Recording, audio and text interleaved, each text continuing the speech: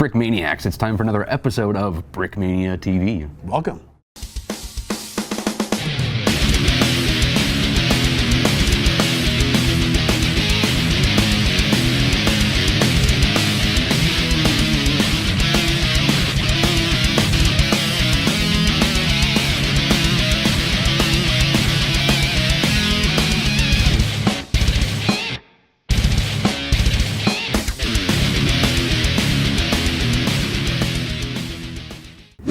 Welcome.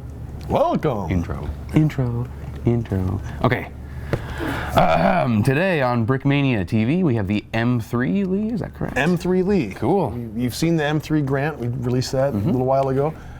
This is the predecessor, actually. This is the American M3 Lee medium tank from World War II. Right. Some history. So, back before the war started, the Americans decided they heard about these blitzkrieg tactics that the Germans were using, tank warfare in Europe, and the Americans hurriedly decided they needed a more modern tank and put what became the M3 Lee into production. It does have a bit of an awkward design. No, you don't say. Yeah, it's been said this is probably the worst tank ever designed by a committee. So it has a little bit of everything to please everyone. So some of the distinctive features of the M3 Lee. Yeah. One is that it has this main gun in this casement mounting on the side here. So it does traverse the back, left and right. Mine doesn't necessarily do that. I goes got up and down. Up and down. The real thing it does, yeah.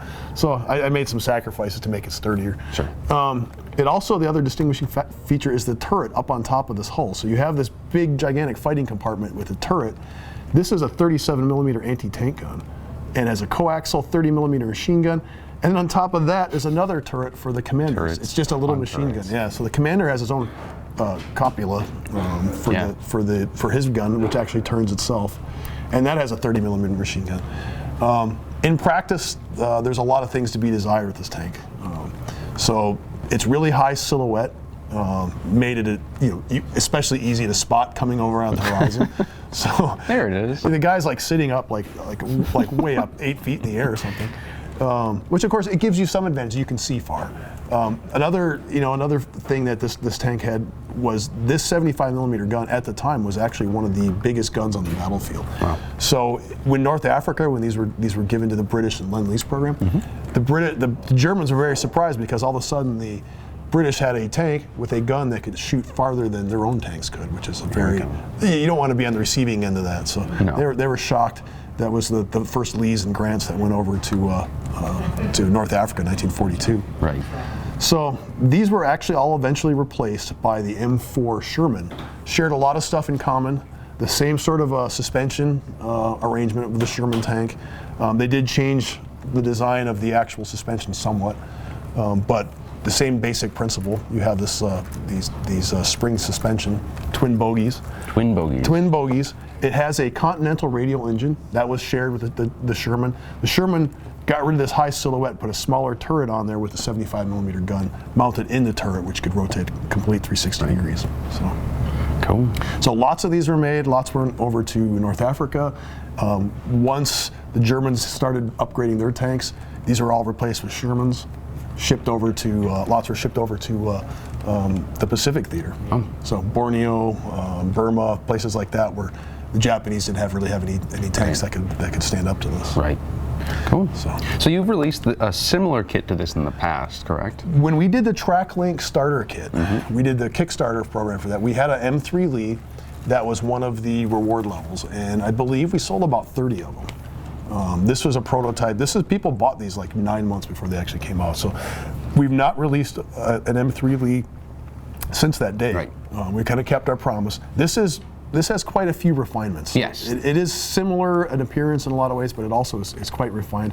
At the time we were doing the Kickstarter for the TrackLinks, we didn't actually have a track. We didn't even have anything working TrackLink. So it was a little clunky. This is much better.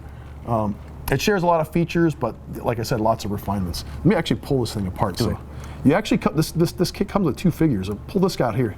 There's no way possible you could get his leg sticking down inside that turret. So it's just kind of faked. But you can close the hatch. Good, though. You don't have the guy in there. But you do get the tank commander. He has the armored division patch, which is something that we kind of added. Nice. It's been kind of a rare. Every once in a while, we'll roll that back out. We have the guy inside. Let's say the whole hull, upper hull, comes off as one piece, which is kind of nice. Look at that. We do have a second guy inside, and it's sort of semi-detailed. So that gun that comes with the Brick Arms M1 A1 submachine gun, it actually has a spot inside the turret there. You can, or inside the hull. You get a second tank driver.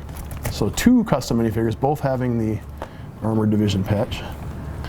There's a lot of opening doors and compartments, so the hull itself basically has hatch here, hatch for the driver, hatch for the commander on top. There are a ton of hatches on this Right, thing. hatches. These are actually tool compartments, and we stocked them full of tools. That was a popular feature on the. Yeah. Every time we've done this, a similar tank when we have these toolboxes.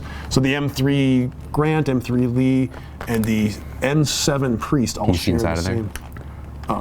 No, the inside of the toolboxes. Yeah. Here. What do we got? They're full inside? of tools. Full of tools. Why don't we just dump them out? So you get a little selection to start off your tool collection. This is the best part. It's just the oil can. So one thing I should note is that oil can that's in here, it may actually be, you may get this oil can. There's a newer version of it that is in the newer tool stuff. You may get the new version too. So don't yell at us if it doesn't exactly match. There's also an opening engine compartment in the back of the tank here. So and there's an engine right there as well, right? Yeah, usually you don't put a motor inside the that's that what was the radial? It's a Continental radial engine. Continental radial engine. That's an aircraft engine they put in the tank. So that's one of the things that the M3 Lee had going for it. It was super reliable. That aircraft engine was practically bulletproof. The only drawback is it was gasoline powered, so it does present a flammability problem when you use highly volatile gasoline as fuel. So. Let's see if I can get this put back together. And of course the stickers. The first time we issued this kit, it did not have the sticker. No, we did not have the ability to make stickers, so we'd have to farm those out. We didn't even do that at that time. We haven't even discovered that. What do we have on this sticker pack? There's a few different names. Right. So so you have the sticker. This is how it appeared in North Africa, 1942, 1943.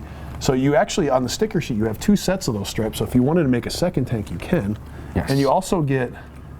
You only get 2 serial numbers, but you get the Griebler, the Stud Wagon, and the Brick Breaker. Brickbuster. Brickbuster. Ooh, I'm reading it upside down. Sorry. So those do come with a kit. So cool.